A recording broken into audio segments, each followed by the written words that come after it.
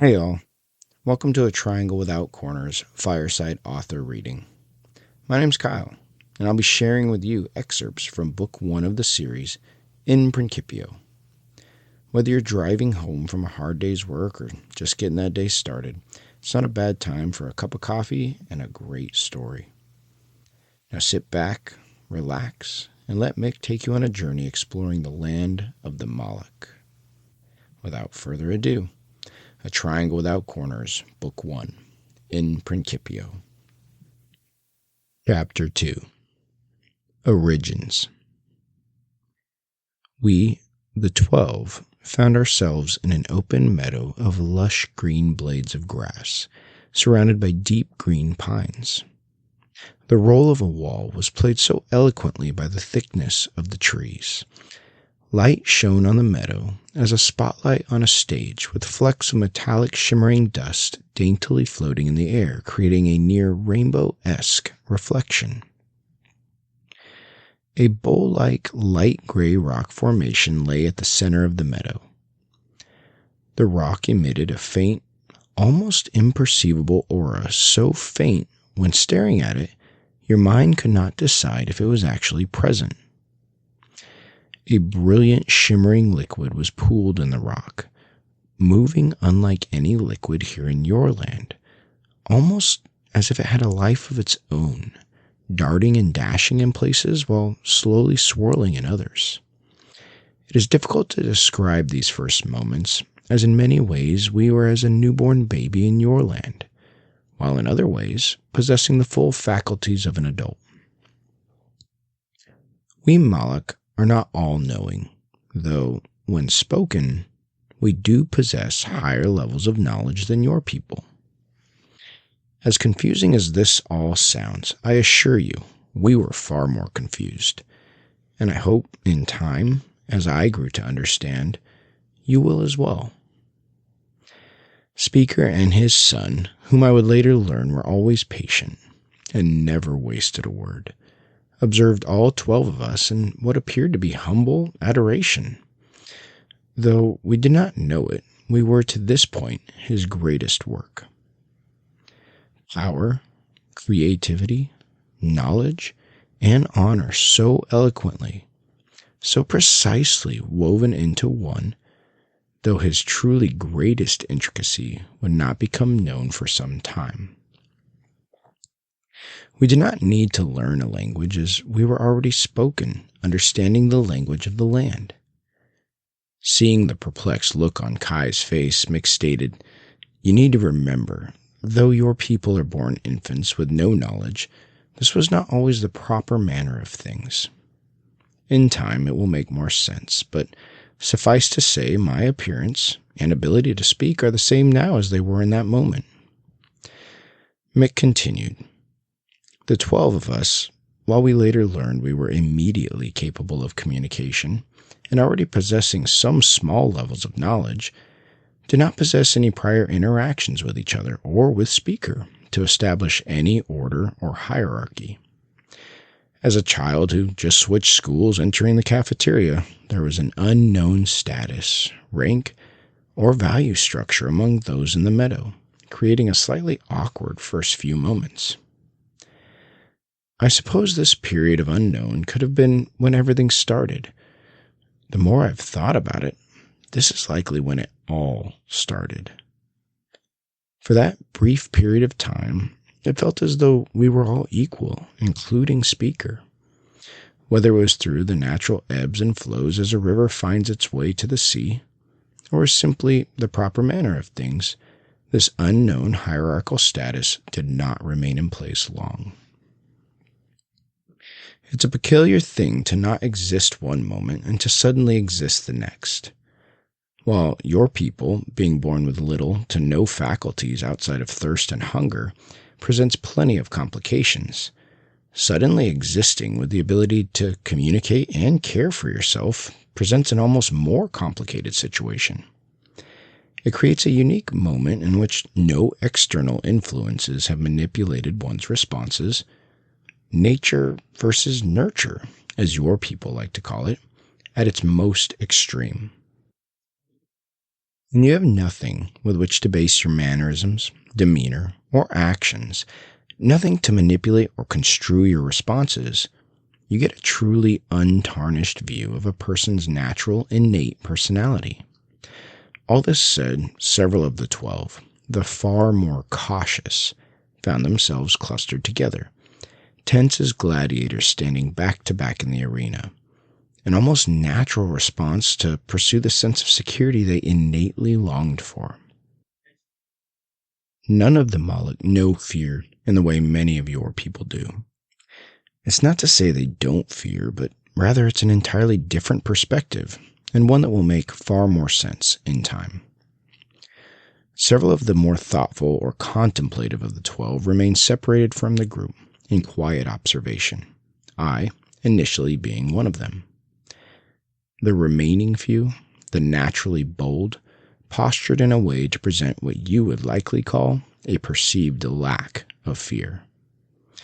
We were all what you would describe as male, though there was no counterpart to a male at the time of the speaking. What you describe as females were certainly spoken, but not until later. Mick addressed Kai directly, asking, "Do you have memories in your mind from when you were a child? You aren't quite certain the context, but you have a fairly vivid memory of you being in a specific place, or perhaps doing a specific thing." Kai silently nodded. Mick continued, "That moment will be forever burned in my mind. These men would become my dearest companions, and I to them. Not necessarily due to a particular friendship with any of them, but more the common bond a military unit experiences due to a shared mission. As I observe the other 11, no words have been spoken between any of us yet.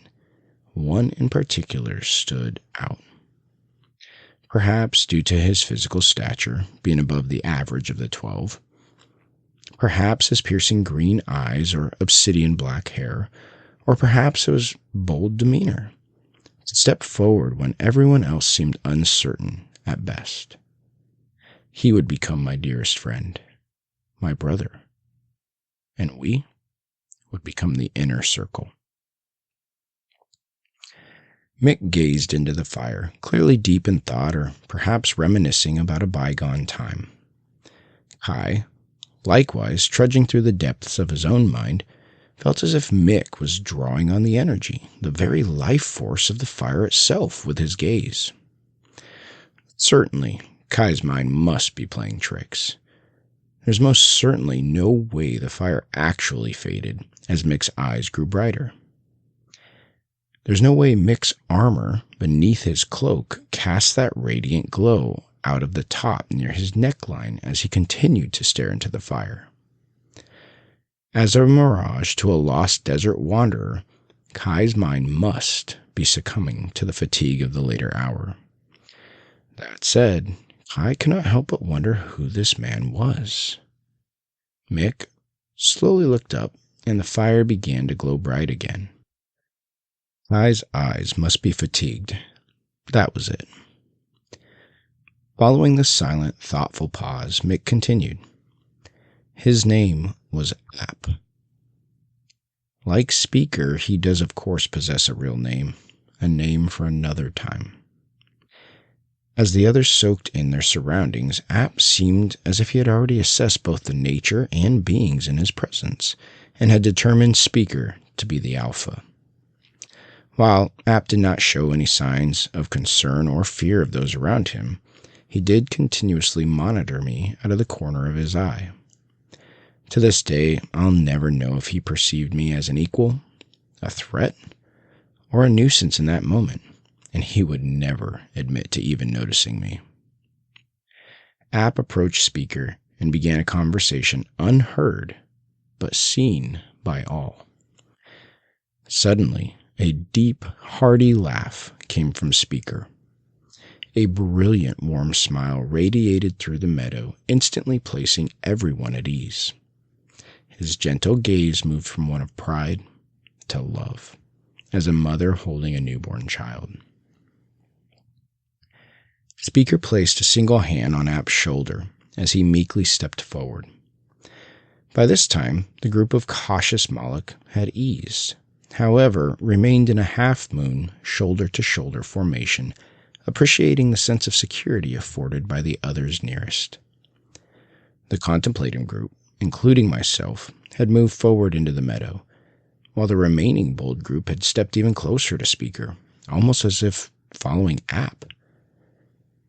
The groups had formed a makeshift wedge, with the bold group at the center.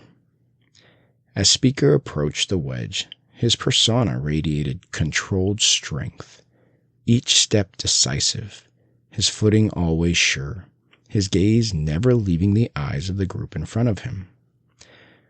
When his gentle brown eyes met yours, even for the briefest of moments, your body filled with warmth, and your mind with peace.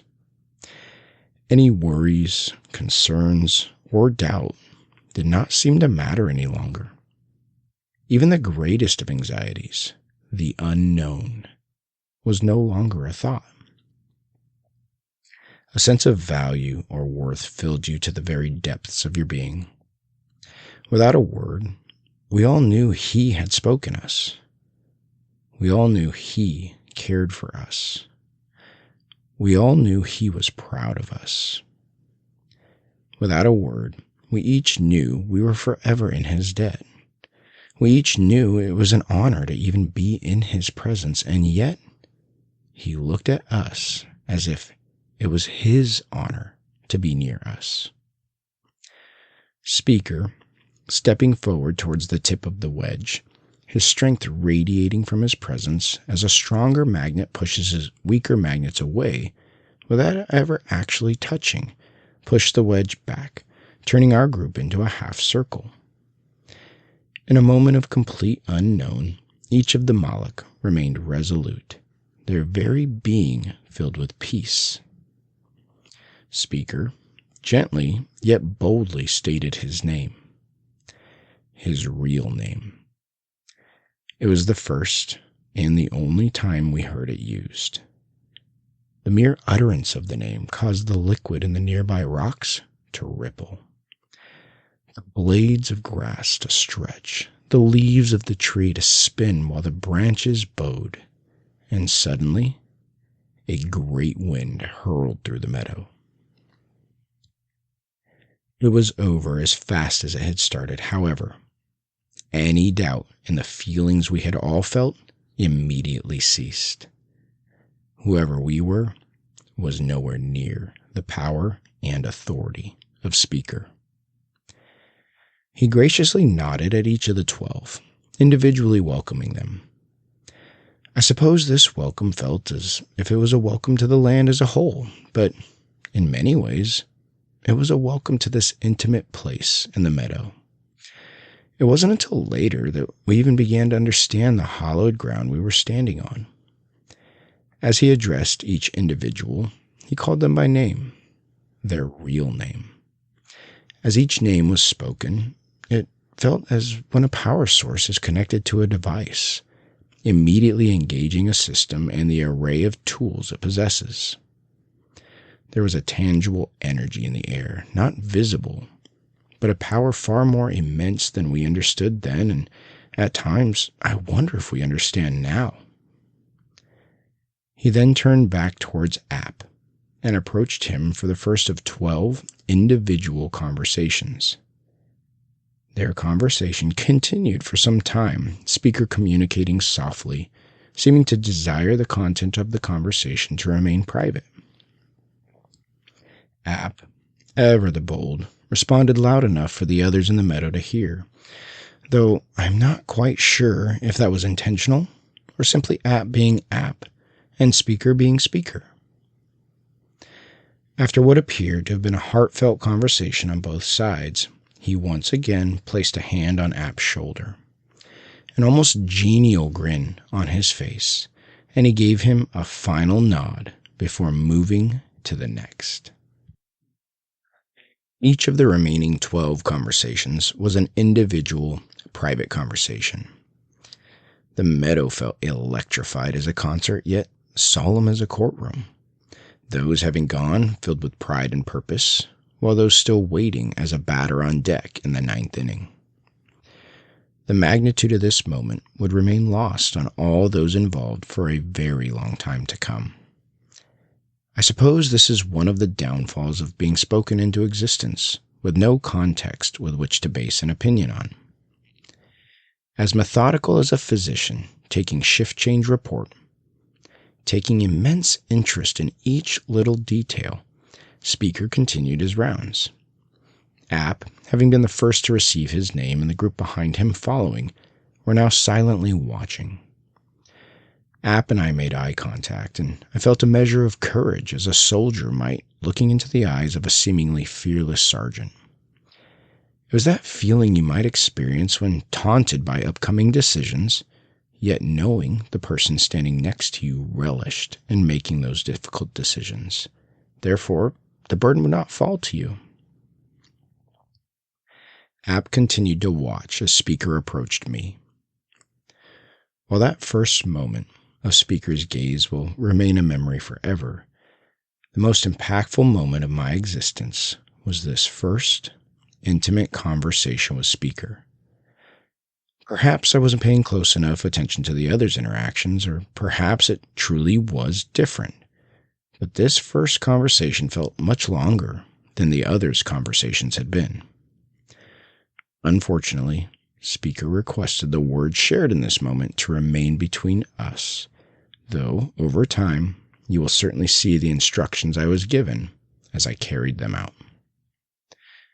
As a father teaches his young son in the finer arts of hunting, or a coach pours into a young quarterback, seeking to inspire yet educate, to instruct yet empower, so this moment was.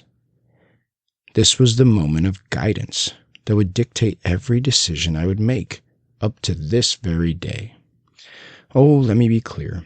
There would be plenty of time for my own decisions and creativity, but the mission that was set forth from this moment was crystal clear, and served as my litmus test for each moment and decision I was required to make and continue to make. Whether the time spent conversing was longer than the others, I'll never truly know. However, at the conclusion of the conversation, Speaker firmly placed a hand on each of my shoulders while facing me, and gently stared into my eyes. We did not speak. We did not break eye contact. We did not move. This moment served as a commission of sorts, as a law enforcement officer being sworn in. Without sharing a word in this final moment, Speaker staring deeply into not just my eyes, but the very depths of my being, my greatest mission was given to me, a mission I continue to this very day.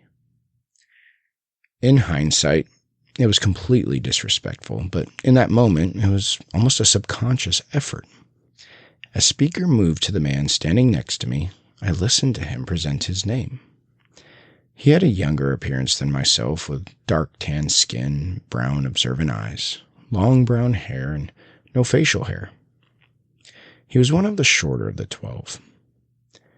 Parts of the conversation were broken, and in the moment I did not think much of it. But looking back, it feels as if Speaker knew the importance of our future friendship, for what lay ahead, and desired for me to be a part of this conversation. This man was, and is, a dear friend. We will call him Tabby. Unlike my contemplative self, or the proud App, Tabby seemed to represent a common ground, a boldness, yet caution, direct, yet contemplative. His reverent conversation was the first of so many I would see them have. Tabby, if nothing else, maintains a loyalty of a degree that will never be repeated. Speaker concluded the rounds, each of the 12 having been personally given their name and their purpose, and moved back to the front of the group with the same conviction of step as before. The electricity in the air only seemed to further charge as he stood in front of us. He conscientiously observed each member of the 12 one more time before he asked, Who's hungry? While the concept of hunger registered immediately upon the question being asked, the remedy or the purpose did not. This was yet another conundrum of being spoken as an adult with a limited knowledge base. Most importantly, it felt odd. How could such a charged moment, whether it be spiritual, mental, or emotional, end with asking who was hungry? This very moment was Speaker. An incredibly intimate moment, maybe the most intimate, to be suddenly commensurated with the sharing of a meal. His love for joy, his love for us, his love for life radiated through his gentle tone, his controlled strength, his little smirk, not one of arrogance, but of a proud father looking down upon his child. He was truly captivating. Kai found himself staring at Mick, lost in his words. There was a tangible reverence with each word as Mick reflected on a time long past, a time according to Mick that existed outside of time itself. Mick, no longer gazing at the fire nor at the stars, but into the dark distance, as a student in a terribly boring chemistry class, snapped back to the present, noticing Kai was staring at him. Unlike most of who are caught daydreaming, Mick did not show any signs of embarrassment, but for just the briefest of moments, grief, depths of your soul grief, appeared and was gone before Kai could even be sure. The two sat in silence, a symphony of the night's crickets filling the silence. What a simple sound. What a peaceful sound. Mick seemed to expect questions, but Kai did not dare shatter such an intimate moment. Mick, ever observant, understood and appreciated the respect and continued. Speaker's son beckoned all of us to follow him. It could have been conjured from thin air or could have been there the entire time. I will never know, but certainly hadn't noticed it before. A dirt path leading into the thick grove of pines. The path was a simple dirt path lined with light gray stones, similar to the outcropping of stones at the center of the meadow. The 12, still very uncertain of the hierarchy, not yet knowing the proper manner of things, followed Speaker's son towards the path. As we walked towards the path, we passed the outcropping of rocks filled with the liquid. The liquid grew timid as we approached, almost as a child attempting to hide in plain sight during hide-and-seek. Several of us, including App, Tabby, and myself, found ourselves completely stopped, staring into the liquid. What a peculiar substance. With us standing over it, the substance became so still, far more glass-like than an undisturbed lake at sunrise. It nearly appeared no longer liquid, but a solid. Speaker's son, looking back at us, a gracious smile on his face, clearly bemused by our curiosity, stated, "That is Ruach. You will learn about it soon enough. For now, let us eat." We slowly began to shuffle toward Speaker's son at the threshold of the path. We were all mesmerized by this so-called Ruach, turning our necks like an ostrich as we continued to walk towards the path. As I look back, this was a most peculiar moment. Such a quick transition from where we were spoken to a completely different place. The path represented the unknown. While we knew we were moving on from the utmost peace and tranquility of the meadow, we had no idea we were moving towards majestic greatness. The path was the beginning of the journey of the Malakh.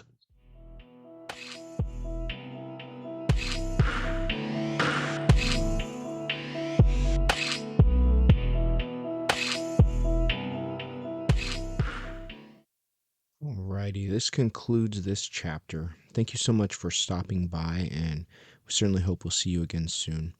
If you haven't already, please feel free to check us out at atrianglewithoutcorners.com. We're also on YouTube, X, Instagram, Spotify, and Apple Podcasts, all at A Triangle Without Corners. Hope to see you again soon, and God bless.